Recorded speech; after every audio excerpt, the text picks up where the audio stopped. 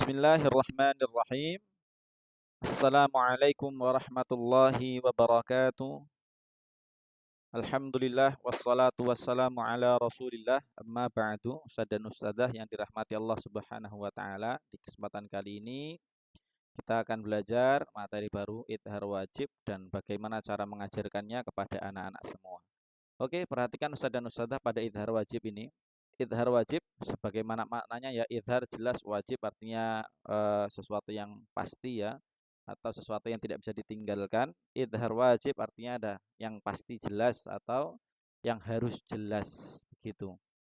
Coba perhatikan ustaz dan ustadzah, kami bacakan langsung komentarnya, dengarkan baik-baik agar apa? Agar nanti kita sama dalam membaca komentar dan sama dalam mengajarkannya. Idhar wajib ialah, di sini jeda, nun sukun bertemu ya atau wawu dalam satu kalimat. Di sini jeda. Di Al-Quran ada 4.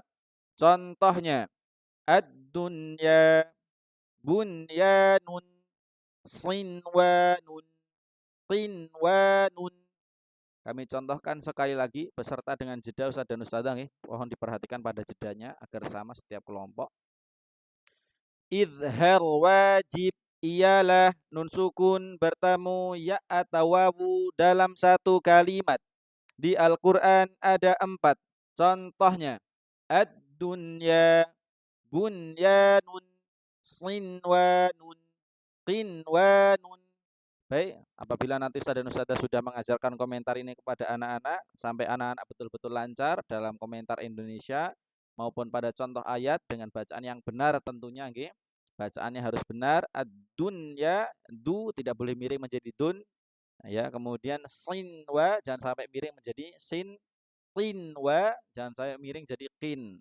Harus betul-betul benar dalam membaca harokat maupun makhrajnya. Kemudian bila sudah, maka kemudian kita buka peraga, kita ajarkan bagaimana cara menjawab pertanyaannya.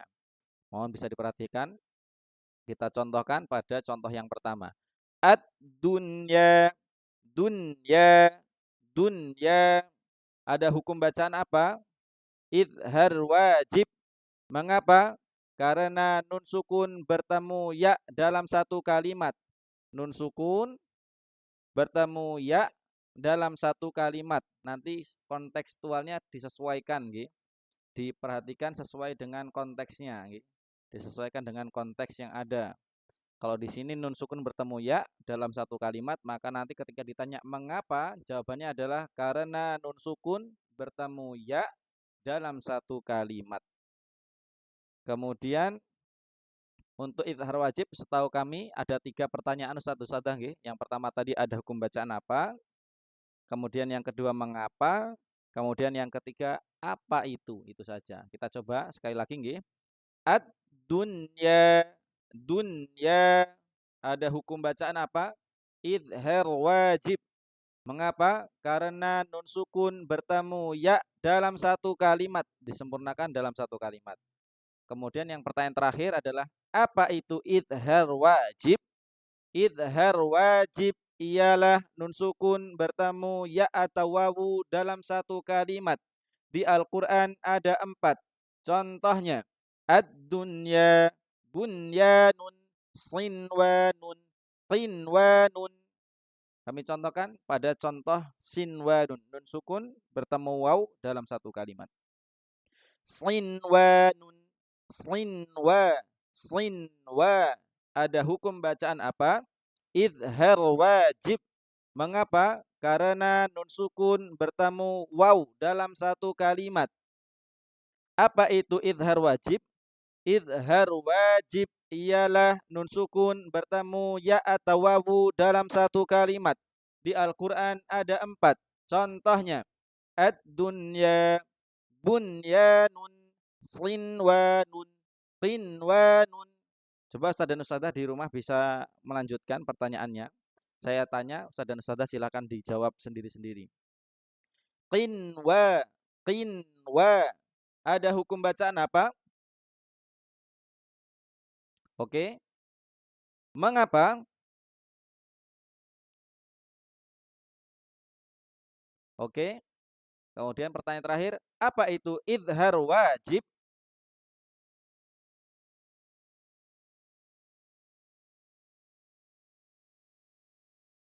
Oke, cukup. Barakallahu fikum Ustaz dan Ustazah. Bila tadi sudah dijawab, maka insya Allah kemudian bisa diajarkan kepada anak-anak. Kemudian kita jelaskan juga kepada anak-anak pada materi ini bahwasanya pada hukum tajwid biasanya nun sukun bertemu ya atau nun sukun bertemu waw itu masuk pada hukum idgham bi gunnah.